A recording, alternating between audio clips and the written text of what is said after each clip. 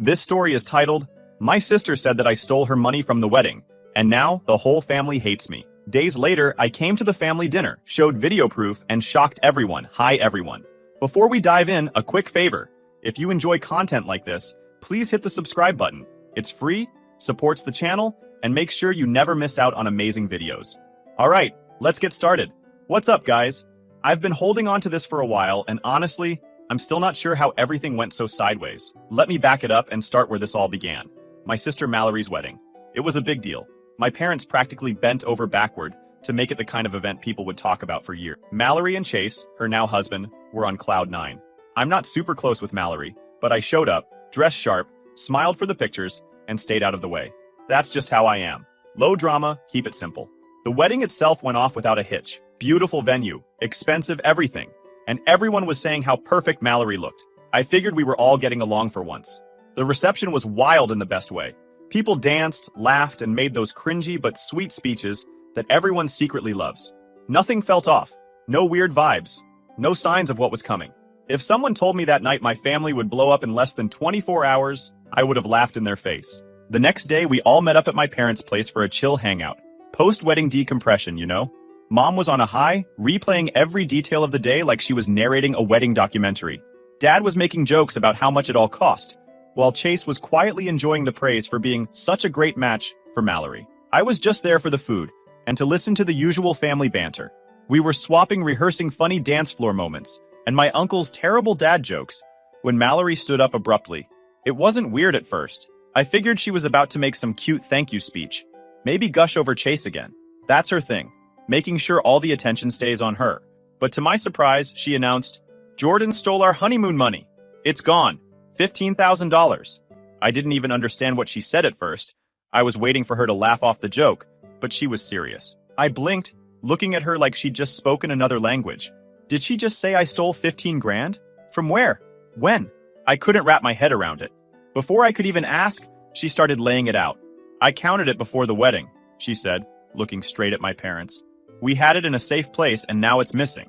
Jordan was the only one who could have taken it. He's been acting jealous ever since I got engaged. You've all seen it. Jealous? Acting out? What the hell was she even talking about?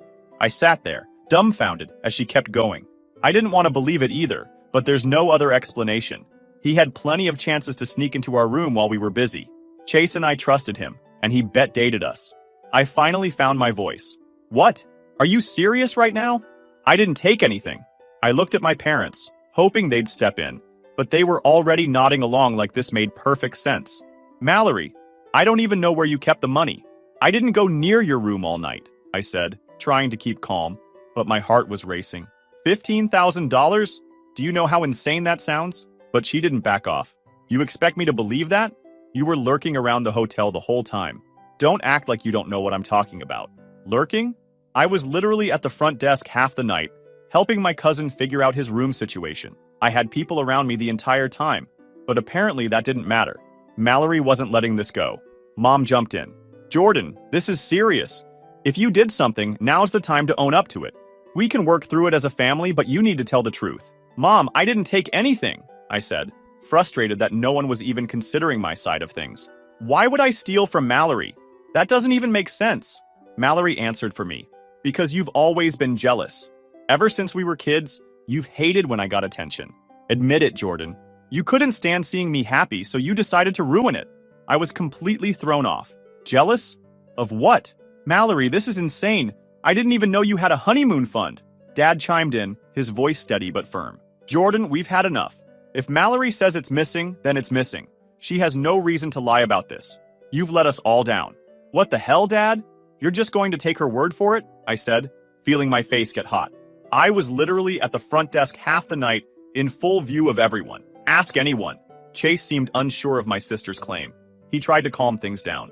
Maybe we should take a minute and think this through. I don't think Jordan would do something like this, he said, but Mallory cut him off.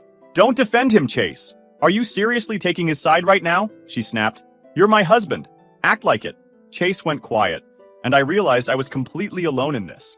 My parents were siding with Mallory without a second thought, and Chase wasn't going to stick his neck out for me. It didn't matter what I said, or how absurd her story was. She'd already won. Dad stood up, signaling the conversation was over. You need to leave, Jordan. You've done enough damage. The room was suffocating. It felt like the walls were closing in. My heart was pounding so hard I could barely hear myself think. I tried one last time to reason with them, looking directly at my dad. Seriously? You're kicking me out over this? Without any proof? What the hell is wrong with you guys? I asked, still hoping someone would snap out of it and realize how ridiculous this was. But no one did. Dad's face hardened. He wasn't even looking at me like his son anymore. Jordan, enough. We've heard enough. You've embarrassed this family, and worse, you've hurt your sister on what should have been the happiest day of her life. I'm telling you, I didn't take a damn thing. How can you just decide I'm guilty without even asking questions? I responded. Mallory chimed in, voice dripping with fake hurt. You're the only one who had the chance, Jordan. Stop trying to weasel your way out of it. Dad stepped closer, towering over me now, his voice low and cold. You're no longer our son. I don't have a son who steals from his family. The words hung in the air like smoke, choking me. I stared at him, waiting for him to take it back, to say something, anything, that would fix what he'd just said. But he didn't. I looked around the room, desperate for someone to speak up, to stand up for me. Mom? Chase? Even Mallory? But they were silent, and their silence was deafening. Mallory just sat there with this triumphant look, as if she'd finally gotten exactly what she wanted. You know what? I said, my voice shaking. Fine. Believe her lies. All of you. But don't come crawling back when you realize how wrong you are. I grabbed my coat and walked out, slamming the door behind me. My head was spinning. My chest felt like it was going to explode, but one thing was crystal clear. I was done. If they wanted to make me the villain, I'd let them. But this wasn't over. Not by a long shot. Driving home that night felt like a blur. My head was pounding, and I couldn't stop replaying what had just happened. My family, my own parents, had kicked me out over a story Mallory made up. A story that didn't even make sense if anyone thought about it for more than a second. How does someone casually steal $15,000 from a locked room at a crowded wedding? But logic didn't matter. She said it, and they believed it. Then a core memory clicked in my mind. This wasn't just random drama. This was about Grandma. A few months ago, during a family dinner, Grandma had pulled me aside and told me something that caught me completely off guard. She'd decided to leave me most of her inheritance. I remember being stunned. Mallory was the golden child, the favorite, the one who always knew how to charm everyone. But Grandma said she trusted me to use the money wisely, to preserve the family's legacy, whatever that meant. She said I was grounded and responsible, and Mallory was, well, not. Mallory didn't take that news well when she found out. I wasn't supposed to know this, but my mom accidentally let it slip during one of her venting sessions. Apparently, Mallory had been working overtime trying to convince Grandma to change her mind, taking her to fancy lunches, sending flowers, even talking about how she and Chase would use the money to start a family. But Grandma wasn't budging. Mallory was furious, and suddenly all her subtle jabs at me started to make sense. So this accusation, it wasn't about the money. It was about making me look bad. Bad enough that Grandma would second-guess her decision, painting me as a thief who stole from his own family, ruining my reputation and taking Grandma's money. Sounds perfect. Mallory had always been good at playing the victim when it suited her. This was just a bigger, uglier version of the same game she'd been playing since we were kids. By the time I got home, the shock of the accusation had turned into full-blown anger. I sat on my couch, scrolling through the family group chat, which was blowing up. Mallory had wasted no time rallying the troops. I just don't know how Jordan could do this to me, one of her messages said. We've always tried to include him, even though he's so distant. And this is how he repays us? The replies were all the same. So sorry you're going through this, Mal. You're so strong. We're all here for you. It was like watching a group of people cheer on the wrong team. Nobody even bothered to ask for my side. Nobody cared. I threw my phone onto the coffee table. I couldn't let her get away with this. But what could I do? If I just told Grandma what was really going on, it would look like I was making excuses, trying to cover for myself. Mallory had set this up so perfectly, and I hated how well it was working. But I couldn't just let it slide. I had to do something. Staying silent wasn't an option. I was burning up inside, and the anger was getting harder to contain. My mind kicked into overdrive, plotting how to set boundaries with my family once and for all. If they wanted to play dirty, fine. I'm gonna make them an offer they can't refuse. So I remembered something I'd seen months ago. It was one of those moments where you stumble into something you shouldn't have seen and decide to keep it to yourself because it's none of your business. Back in August, I'd gone to a coffee shop in a neighboring town to meet up with a friend. As I walked in, I spotted Mallory in the corner booth. At first, I thought she was with Chase, But then I realized the guy sitting across from her wasn't him. He was younger, a bit scruffy looking, and definitely not someone I recognized. They weren't exactly trying to hide what was going on. They were holding hands, laughing, leaning in close. At one point, he even kissed her hand like they were in some cheesy romance movie. I remember thinking, wow, this is bold. What if Chase finds out? But I didn't say anything. It wasn't my place, and frankly, I didn't want to get involved in Mallory's mess. Now though, that mess was my only business. If Mallory wanted to paint me as the family's black sheep, I wasn't going to just sit there and take it. But I needed proof, something undeniable that would show everyone who she really was. And I already knew where to start. In the middle of all this chaos, I got a call from Grandma. I figured she heard what happened lately. Her voice was calm, but there was an edge to it, like she'd been stewing over something. "Jordan," she said, "I heard about the accusations Mallory's been throwing around." I froze for a second, bracing for the worst. "But let me tell you this," she continued. "I don't believe it for a second. I know you, and I know you wouldn't do something so cruel. Mallory's always been dramatic, and I'm starting to think she's hiding something herself." Her words hit me like a lifeline. Grandma had always been the sharpest one in the family, and hearing her say she trusted me gave me a boost of confidence I desperately needed. "Don't worry, Jordan," she added. "The truth has a way of coming out. Just make sure you're ready when it does." With that, she hung up, leaving me more determined than ever to uncover the lies and set things straight. Over the next couple of days, I put a plan together. Mallory had a routine so predictable it was almost laughable. Every Thursday, like clockwork, she'd say she was meeting with a friend. It didn't take a genius to realize these so-called errands conveniently lasted a few hours, starting right around 7 p.m. Chase, the overly trusting guy that he was, never batted an eye. He just waved her off without a second thought. But if I was right, and she was still sneaking off to see Coffee Shop Guy, this would be my chance to catch her red-handed. Thursday evening rolled around, and I parked my car a few houses down from hers, trying to stay inconspicuous. The waiting part was brutal. Every car that passed made me flinch, and I kept second-guessing if I was even doing the right thing. Spying on my own sister? It felt wrong, but so did being framed as the family thief. Desperate times, desperate measures. At exactly 6:45 p.m., her porch light flicked on, and my pulse kicked into overdrive. I ducked down as Mallory strolled out in her usual casual but cute outfit, the kind that screamed she was meeting someone, not picking up groceries. She glanced around quickly, got in her car, and backed out of the driveway. I gave her a head start and then followed, keeping my distance like I'd seen in those crime shows. She drove straight to the same coffee shop I'd seen her at before. I parked discreetly across the street and watched as she pulled into the lot. The same guy was waiting for her by the entrance. She got out of her car and they hugged. Then they kissed. The kind of kiss that would have made Chase throw up. Not a quick, friendly peck. This was full-on PDA. I pulled out my phone and started recording. If Mallory wanted to ruin my reputation, I wasn't about to play nice anymore. They went inside and I stayed put, recording every move they made through the shop's big front window. They grabbed a table in the corner and settled in like it was date night. He kept leaning in close, touching her arm, whispering things that made her laugh. She wasn't acting like someone who just married the love of her life. After about 30 minutes, they left the shop, hugged again in the parking lot, and got into their separate cars. I waited until they were long gone before driving home, my heart racing the entire way. Not because I was nervous, but because I finally had something to fight back with. I spent the rest of the night reviewing the footage, making sure everything was clear and undeniable. The video was gold. It showed everything. Her car, her face, the guy, the kisses, the whole happy couple vibe. It was exactly what I needed, but I wasn't going to rush this. Mallory had blindsided me in front of the family, so it was only fair I returned the favor in the same way. I'd wait for the perfect moment, and when it came, there'd be no denying who the real villain was. While I waited for the perfect moment to blow up everything, and after piecing together Mallory's Thursday night routine, I realized I needed more than just the coffee shop recordings. If I wanted to blow the lid off her lies, I needed to uncover the full extent of what she was doing. The coffee shop dates were damning, but something told me that wasn't the whole story. Mallory wasn't the type to keep things simple. I started digging deeper into her habits.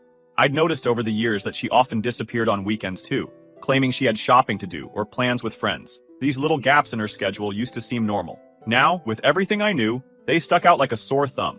I decided to follow her the next time she claimed she had errands to run. The first opportunity came that Saturday.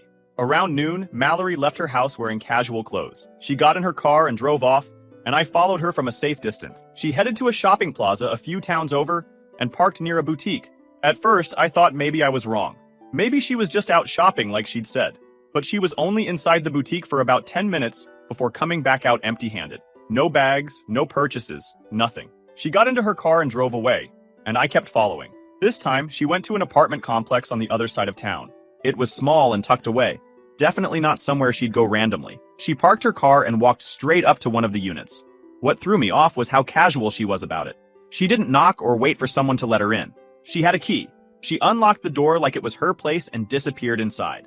I sat there in my car, staring at the apartment building, trying to process what I'd just seen. Was this where that guy lived? It had to be. There was no other explanation for why she'd have a key to a random apartment. I debated whether to get out and try to get closer, but I didn't want to risk her seeing me. Instead, I documented everything. I took photos of her car parked in front of the building, zoomed in on the apartment number, and noted the timestamp on my phone. I waited for over an hour, watching, but she didn't come back out. Eventually, I left, but something about it didn't sit right. I couldn't shake the feeling that this was bigger than I thought, and I was finally starting to uncover the full extent of her lies. The next morning, I couldn't resist going back. I pulled into the same spot across the street, hoping to see if anything else would confirm what I was suspecting.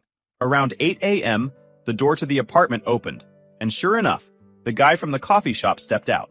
He stretched, looked around casually, and then hugged Mallory as she stepped out behind him, got into her car, and drove off. Of course, I got all of it recorded, and that was enough for me. Now it was showtime. Mallory had gone full scorched earth on me at the family gathering, so it was time to give her a taste of her own medicine. I came up with a plan. A family dinner to apologize and make amends.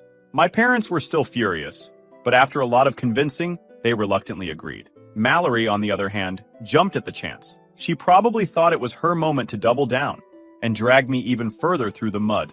What she didn't know was that this dinner was about to blow her perfect little act to pieces. The days leading up to it were brutal.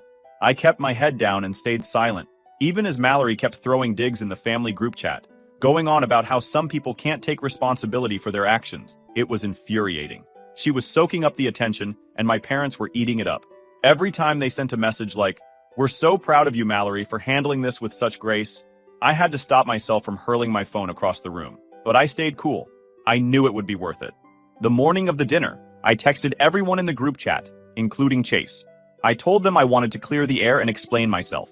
"I owe everyone an apology tonight," I wrote. "Especially you, Chase." My mom replied first, saying they'd be there, but that I'd better have a damn good explanation. Mallory chimed in with her usual sarcasm, something along the lines of how she hoped I was finally ready to confess. My dad said, "This better be good or don't bother showing up." Chase's reply was short and neutral. A simple thumbs up emoji. Perfect. Everything was falling into place. I spent the day preparing. I loaded the video onto my laptop and double-checked the quality. Just to be safe, I printed out screenshots in case anyone tried to accuse me of faking it. By the time I arrived at my parents' house that evening, I wasn't nervous anymore. I felt like I was walking into battle, and for once I was ready to win. My mom opened the door, looking like she'd already decided I was guilty of everything Mallory had said. "Good," she said as I walked in. "We've been waiting to hear from you. Mallory's been so hurt by all this." I didn't bother responding. I just nodded and walked into the dining room, where the rest of the family was waiting. Dad was at the head of the table, looking serious. Mallory was sitting next to Chase, who looked like he'd rather be anywhere else. She gave me a fake smile, like she'd already won. "We're glad you're here," Mallory said, her tone dripping with condescension. "It takes a lot of courage to admit when you're wrong." I stayed calm. "Thanks for letting me come," I said, keeping my voice neutral. "I just thought it was important to talk about everything that's been going on." Staring at Mallory dead in the eye, Dad leaned back in his chair, crossing his arms. "Well, let's hear it. What do you have to say for yourself?" The room was tense, everyone's eyes on me as I took a deep breath and began. "First of all, I want to say that I'm sorry for how things turned out. I know you're all angry with me, and I understand why. But I've been thinking about everything that's happened, and I realize there's something I should have said sooner. Something I've been holding back." Mom chimed in, trying to play the mediator. "Jordan, if you've made mistakes, we can forgive you. But you need to own up to what you've done." I completely agree. Everyone deserves the truth. And that's exactly why I wanted this dinner. To lay everything out and make sure there are no more questions. I opened my bag and pulled out my laptop, placing it carefully on the table. Mallory's confident smirk faltered. "What's that supposed to mean?" she asked, her voice tinged with nervousness. "It means," I said evenly, "that it's time everyone sees the full picture. You, Ms. Mallory, spent the last month accusing me of stealing, dragging my name through the mud and turning this family against me. But tonight, we're putting all the cards on the table. Mom looked confused. Jordan, what are you talking about? I held my laptop and clicked the first video file and turned the screen toward the family. This, I said, is what I've been holding back. The video began to play, showing Mallory pulling into the coffee shop parking lot. Her mystery man was already waiting for her. They embraced, kissed, and walked inside together, looking every bit like a couple. The room went silent, the tension thick enough to cut with a knife. Dad leaned forward, squinting at the screen. Chase's expression hardened as he sat up straighter, his jaw clenched. I paused for a moment, letting the gravity of the first video settle over the room. Then I clicked on the next file. And there's more, I said calmly, keeping my focus on Mallory. What is this? Chase asked quietly, his voice tight with anger. Mallory immediately jumped to defense mode. It's not what it looks like, she blurted. That's just a friend. We were catching up, that's all. I didn't say a word, just clicked on the next video. This one showed her leaving the same guy's apartment on a Sunday morning, hugging him goodbye before getting into her car. Chase's face turned crimson. You've been going to his apartment? It's not like that, Mallory insisted, her voice rising.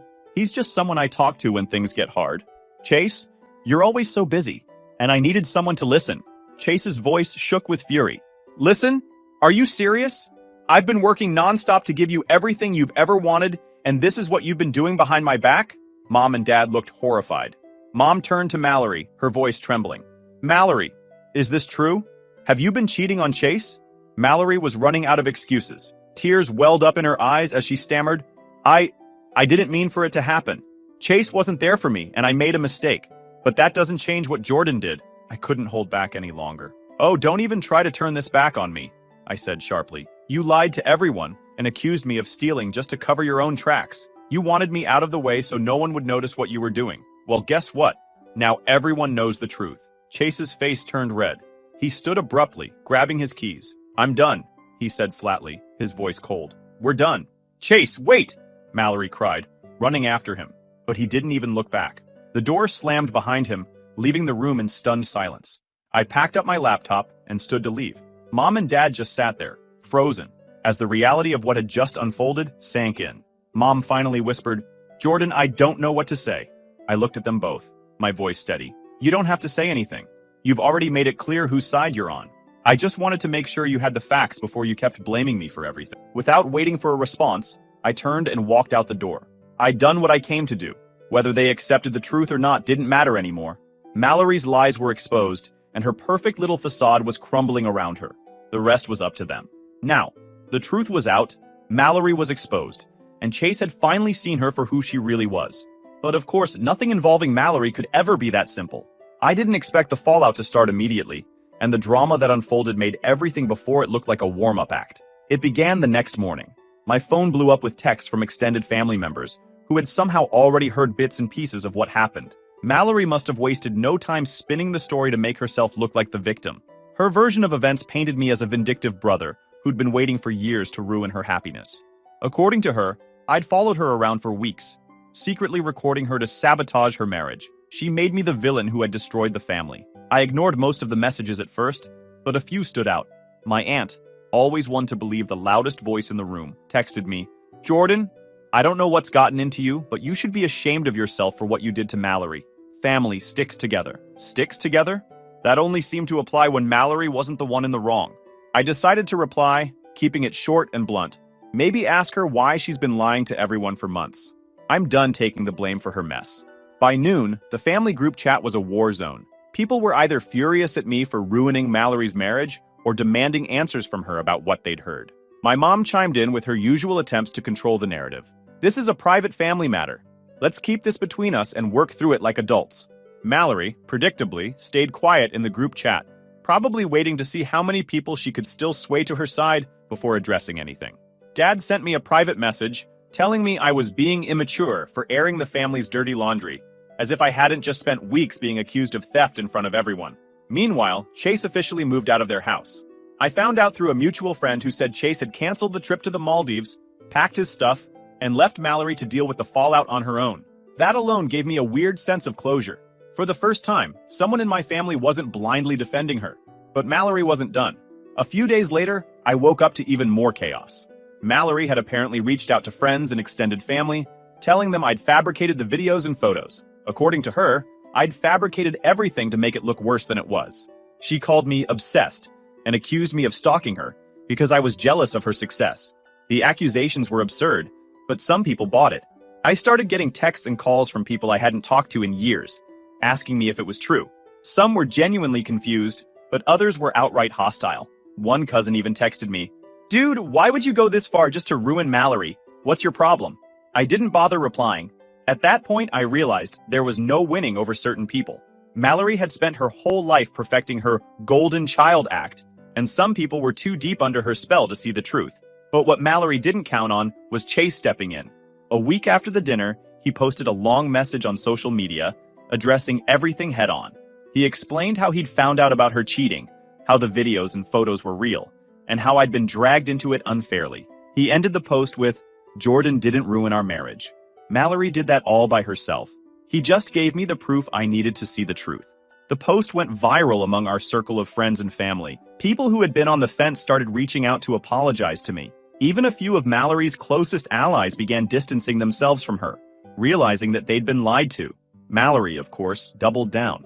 She tried to play the sympathy card, posting vague stories about being betrayed by those closest to you and learning who your true family is. She even hinted at the idea that Chase and I had teamed up against her, which made me laugh considering Chase and I had barely spoken before all this. Then came her boldest and most desperate move yet. Mallory decided to sue me for defamation. Yes, you read that right. She actually filed a lawsuit, claiming that I'd intentionally spread false information to ruin her reputation and cause her emotional distress. When I got served the papers, I couldn't decide whether to laugh or get angry. It was clear she wasn't just grasping at straws, she was trying to intimidate me into backing down. But if she thought I'd fold, she clearly didn't know me at all. I hired a lawyer, showed them everything, and they immediately told me I had nothing to worry about. The evidence was airtight. Everything I'd recorded was in public places, and I had timestamps and witnesses to back it up.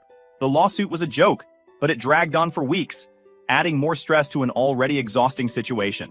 When the court date finally arrived, Mallory showed up with her lawyer, looking smug as ever. But the judge wasn't impressed. My lawyer presented the videos, photos, and even Chase's testimony, which left no room for doubt. Mallory's claims fell apart almost instantly, and the judge dismissed the case, ruling that the evidence was both truthful and relevant. But the real moment of satisfaction came when the judge addressed Mallory directly. This court does not take kindly to baseless accusations and attempts to manipulate the legal system for personal gain. I urge you to reflect on the decisions that led you here today. Mallory left the courtroom humiliated, but the damage to her reputation was already done. Chase had cut ties completely. Most of the family was now on my side, and even her closest friends were keeping their distance. She thought she could destroy me to protect her own secrets, but all she did was expose herself in the process. After the court case, everything went quiet for a while. Mallory disappeared from the family scene entirely. She didn't show up for Sunday dinners, didn't respond in the group chat, and didn't post her usual curated updates on social media. It was like she'd gone underground, probably hoping to avoid the embarrassment of facing everyone who now knew the truth. Chase, on the other hand, reached out to me a couple of weeks after the court hearing. He wanted to thank me again for everything. "You didn't have to do what you did," he said over the phone. "I can't imagine how hard it must have been to deal with all that while she was throwing you under the bus." "It wasn't easy," I admitted, "but I couldn't just let her ruin my life while she got away with everything. I'm glad you finally saw her for who she is." He laughed bitterly. "Yeah, better late than never, I guess." He went on to tell me he'd finalized the separation and was moving into a new place across town. Mallory had been trying to contact him, begging for another chance, but he was done. "I deserve better," he said, and I couldn't agree more. The family, meanwhile, was still figuring out how to handle the fallout. Mom and Dad were embarrassed, though not exactly apologetic. One evening, Dad called me out of the blue. "We've been thinking about everything," he started. "Your mother and I feel terrible about how we treated you. We should have given you the benefit of the doubt." I didn't say anything at first, letting the silence hang. "You think?" I finally said. He sighed. "We made a mistake, Jordan. Mallory had us convinced. You know how she can be." That was their excuse. Mallory had tricked them. Not that they'd failed me as parents or refused to hear my side of things, just that Mallory had been too convincing. It wasn't the heartfelt apology I'd hoped for, but I wasn't surprised. "I appreciate you saying that," I replied, "but it's going to take some time for me to trust you again. You didn't just side with her. You threw me under the bus without even giving me a chance to explain." Dad didn't argue. I understand, he said. We just hope we can move past this eventually. I wasn't sure if we could, but I didn't say that. I just told him I'd think about it and hung up. The group chat, once a hotbed of drama, had gone eerily silent. Most people weren't sure what to say anymore. A few family members reached out privately to apologize for believing Mallory's lies, but it felt hollow. They'd all been so quick to turn on me when she pointed the finger. Now that the truth was out, they wanted to sweep it under the rug and pretend everything was fine. One person who didn't reach out was Mallory herself. She stayed completely silent, which was both surprising and unsurprising at the same time. She wasn't the type to apologize, at least not unless it benefited her somehow. I heard through the grapevine that she'd moved out of state, claiming she needed a fresh start. From what little I've gathered, her life hasn't been great since everything fell apart. She lost a lot of friends after the truth came out, and Chase's social media posts made it clear he'd moved on and was living his best life without her. The last update I heard about her was that she was struggling to find steady work. Word had gotten around about the court case, and people were hesitant to trust her. As for me, I've kept my distance from most of the family, not because I'm holding a grudge, but because I'm done putting myself in situations where people don't have my back. One day, Grandma called me. I just wanted to check in, she said. You've been through a lot lately. Talking to her was a breath of fresh air. She'd always been the one person in the family who saw through Mallory's facade, and it was comforting to know she still believed in me. You did the right thing, Jordan, she said. Don't let anyone make you feel guilty for standing up for yourself. Thanks, Grandma, I said. That means a lot. I wish I could say everything went back to normal after that, but the truth is, some things never fully heal. There's still a weird tension whenever I see my parents, and I doubt Mallory and I will ever have a real relationship again. But at the same time, I feel like I finally stepped out of her shadow. For years, Mallory was the golden child, the one who could do no wrong, no matter how badly she messed up. But now, everyone knows the truth. She tried to ruin me, and in the end, she ruined herself. I don't regret what I did. Mallory chose this war, and I made sure she couldn't win it. Mallory might have thought she was untouchable, but the truth has a funny way of catching up to people, and for the first time in a long time, I feel like I can finally move forward without her lies hanging over me. Thank you guys for sticking until the end.